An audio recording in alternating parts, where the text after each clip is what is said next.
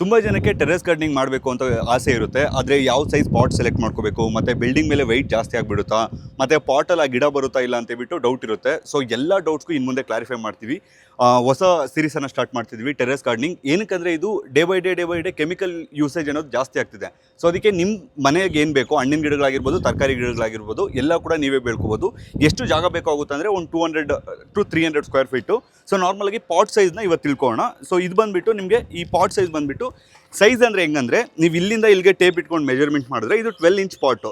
ನಾನು ನಾರ್ಮಲಾಗಿ ಎಷ್ಟು ಇಂಚ್ ಪಾಟ್ವರೆಗೂ ಬರುತ್ತೆ ಅಂದರೆ 12 ಇಂಚ್ ಟು 24 ಇಂಚ್ವರೆಗೂ ಕೂಡ ನಿಮಗೆ ಪಾಟ್ಸ್ ಅನ್ನೋದು ಬರುತ್ತೆ.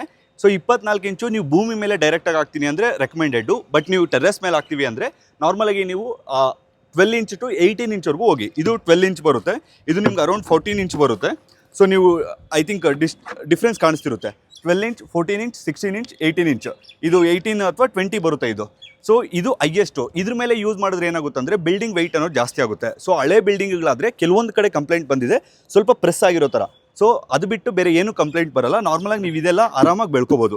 ಸೊ ಪಾಟ್ ಸೆಲೆಕ್ಷನ್ ಮಾಡ್ಕೊಳ್ಳುವಾಗ 12 ಇಂಚಿಂದ 18 ಇಂಚು ತೊಗೋಬೇಕು. ಆ್ಯಂಡ್ ತುಂಬ ಜನ ಕೇಳೋದು ಟೆರೆಸ್ ಮೇಲೆ ಆ ಗಿಡಗಳೆಲ್ಲ ಬೆಳೆಯುತ್ತಾ ಅಥವಾ ಈ ಥರ ಪಾಟಲ್ಲಿ ಬೆಳೆಯುತ್ತಾ ಅಂತ.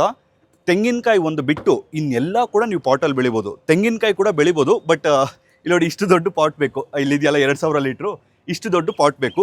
ಸೊ ನಿಮ್ಗೆಲ್ಲವನ್ನು ಕೂಡ ಬೆಳೆದು ನಾನು ತೋರಿಸ್ತೀನಿ. ಏನಂದರೆ ಲಕ್ಷ್ಮಣ್ ಫಲ ಆಗಿರ್ಬೋದು, ವುಡ್ ಆ್ಯಪಲ್ ಆಗಿರ್ಬೋದು, ಪ್ರತಿಯೊಂದನ್ನು ಕೂಡ, ಬಾಳೆ ಮತ್ತು ಕ್ಯಾಶು, ಪ್ರತಿಯೊಂದನ್ನು ಬೆಳೆದು ನಾನು ನಿಮ್ಗೆ ಎಕ್ಸ್ಪೆರಿಮೆಂಟ್ ಮಾಡಿ ತೋರಿಸ್ತೀನಿ. ಸೊ ನೀವು ಆಮೇಲೆ ನೀವು ಇದನ್ನು ಇದು ಮಾಡ್ಕೋಬೋದು. ಸೊ ಇದೊಂದು 10 to 20 ವೀಡಿಯೋಸ್ ಬರ್ಬೋದು.